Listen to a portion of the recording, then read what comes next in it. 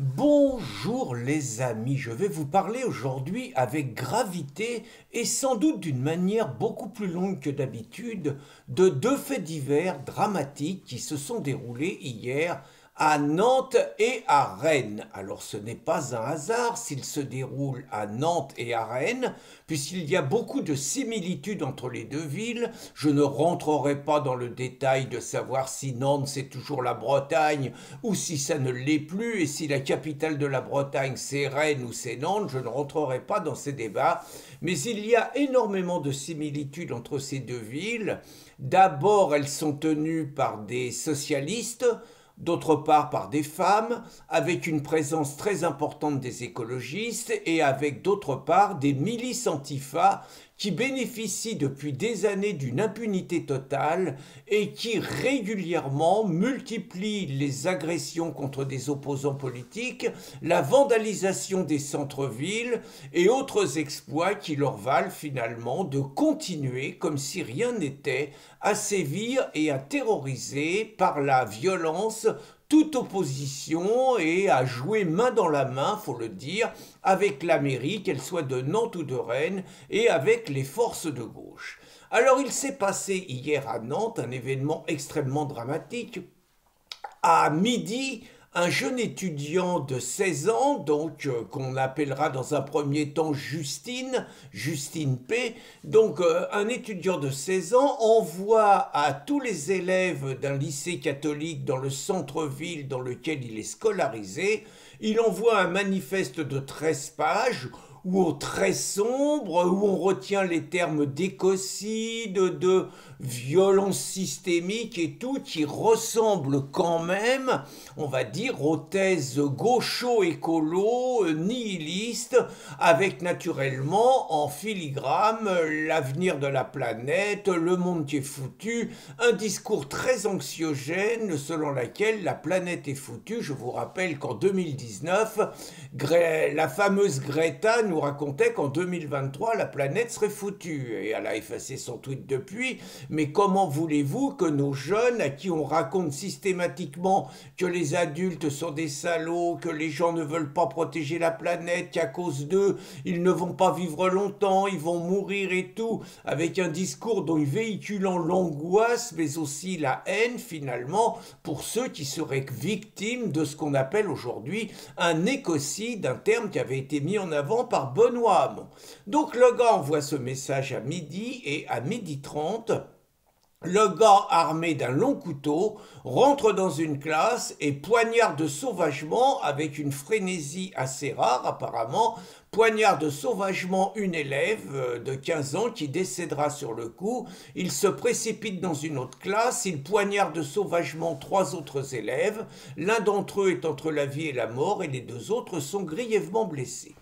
Curieusement, le drame se passe à 12h30, les réseaux sociaux commencent à s'agiter, on allume un contre-feu, une spécialité des gauchistes, et on commence à parler d'Adolf Hitler. Donc qui dit Adolf Hitler, naturellement, dit extrême droite, qui dit extrême droite dit le Rassemblement national, dit les fachos, et ça commence à se déchaîner. Curieusement, les médias ne font aucun rapport entre l'idéologie contenue dans le texte du nommé Justine et le passage à l'acte extrêmement violent. Il n'y a aucun rapport. Je vous invite à réfléchir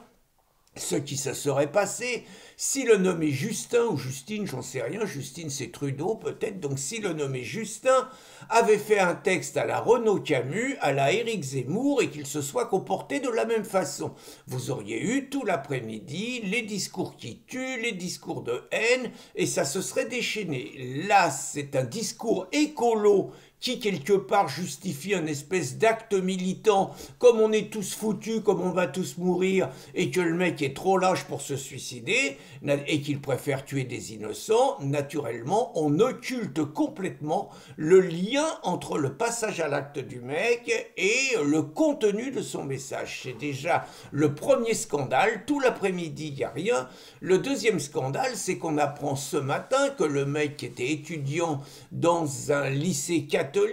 ne serait pas si catholique que ça, puisque selon Jean Messia, je vous ai mis son tweet, le mec s'appellerait donc juste Justine Amar Polat et que, selon Jean, qui est un connaisseur, le mec serait d'origine turque. Là encore, non seulement il n'y a pas un message, mais là encore, les gauchistes font un contre-feu et laisse entendre que le mec, l'assassin, serait un soutien d'Israël. Un mec d'origine turque qui soutient Israël, c'est quand même assez rare. Et on va jusqu'à dire que finalement, les soutiens des génocidaires sont forcément des assassins. Vous voyez, on en est là, avec donc la volonté des médias, des macronistes et naturellement de toute la gauche d'occulter le fait que c'est le discours anxiogène des écologistes et des gauchistes qui a amené un abruti qui s'est fait laver le cerveau, par ailleurs d'origine turque, donc peut-être musulman, donc peut-être l'usage du couteau, à utiliser donc ce discours, à s'être fait laver le cerveau, mais à avoir gardé des réflexes liés à ses origines pour tuer sauvagement des innocents. J'attends avec intérêt et avec impatience la suite de cette affaire, mais c'est le premier scandale du jour. Le deuxième scandale du jour, il a lieu à Rennes. À Rennes, donc, était jugé hier au tribunal correctionnel de Rennes, en général présidé par une juge, vous allez voir, je vais y revenir, qui s'appelle Rivoal. Donc, le procès de 7 antifas, et pas n'importe lesquels antifas. Parmi ces 7, il y en a un, Simon Buxereau, qui s'était distingué sur un marché à Tours, en train d'agresser un homme qui aurait pu être son grand-père, qui mesurait 40 cm de moins que lui et qui pesait 50 kg de moins. Donc, il était courageusement en train de l'agresser, de lui cracher dessus et tout. Le mec n'a jamais arrêté, n'a jamais été arrêté, n'a jamais été inquiété. Là, il se passe à l'université de Rennes 2,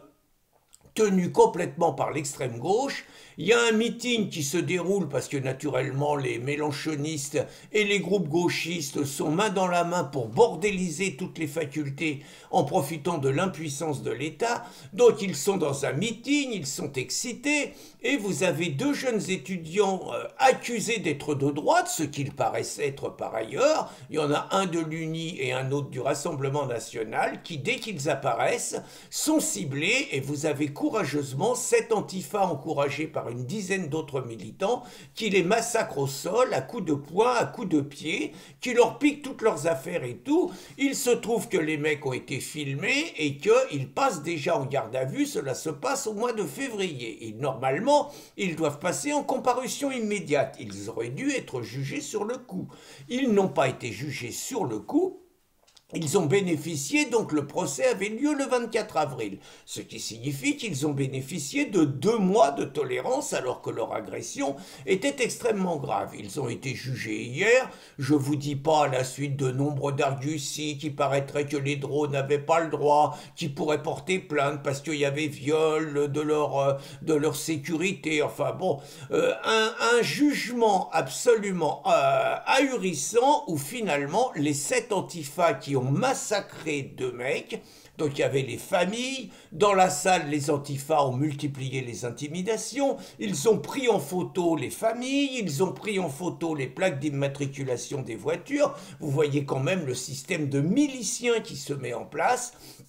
Et les juges, je ne sais pas si c'était la juge Brigitte ou Béatrice, je ne sais plus, Rivoal qui officiait, mais les juges ont donc décidé une relaxe générale et naturellement, certains de leur impunité, en sans vergogne, les antifas ont célébré bruyamment leur victoire et sont repartis du tribunal de Rennes en ayant la conviction absolue que tout leur était permis puisque jusqu'à maintenant ils ont pu agresser des policiers, agresser des opposants politiques, bordéliser le centre-ville, s'en prendre à des vitrines, s'en prendre à des symboles du capitalisme, sans avoir le moindre problème. Il est vrai qu'il y a longtemps eu à Rennes un procureur Astruc qui était très tolérant, on va le dire ainsi, avec la racaille et avec les antifas, et peut-être un peu moins avec d'autres. Il a été nommé ailleurs, mais c'est toujours la juge Rivoal, à ce que je crois savoir, qui préside le tribunal de Rennes. Donc je rappellerai également que Quelques mois auparavant, ce même tribunal de Rennes avait condamné à 4 mois de prison ferme et à 2000 € d'amende un jeune militant de l'Oriflamme qui avait eu le tort avec une dizaine de ses copains, c'était à Sainte-Séoule, juste à côté de Rennes, de protester de manière pacifique contre un atelier de lecture où il y avait des enfants de 3 à 6 ans animés par des drag queens, transgenres, etc., etc., et que ce jeune homme avait trouvé que c'était pas très bien pour les enfants. Il n'y avait eu aucune interruption, ils avaient simplement lu un texte dehors, la mère écolo avait déposé plainte, et donc le juge avait donné 4 mois de prison ferme. Heureusement, ils ont été relaxés en appel, mais le tribunal correctionnel de Rennes les avait condamnés à 4 mois de prison ferme et à 2000 € d'amende. Moralité, il vaut mieux massacrer à 7 contre 1 à Rennes ou à 7 contre 2, il vaut mieux massacrer du patriote que de lire un texte pacifiquement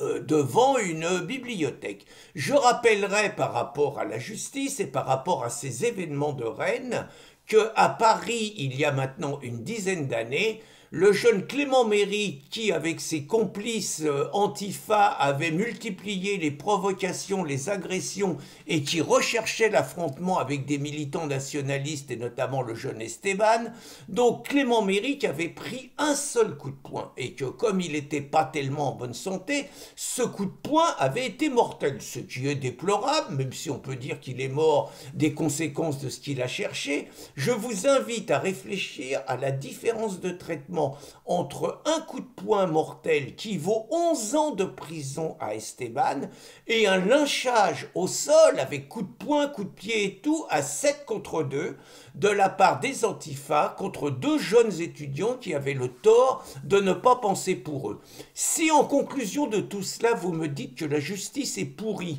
si vous me dites qu'il n'y a plus rien à attendre de juges politisés, peut-être au syndicat de la magistrature, et que le crétin en France se reconnaît à celui qui dit qu'il a confiance en la justice de votre pays, de son pays, je ne pourrais qu'être d'accord avec vous et je terminerai cette vidéo assez grave par une petite provocation, c'est que l'extrême gauche et SOS Racisme portent plainte contre un magazine qui s'appelle Furia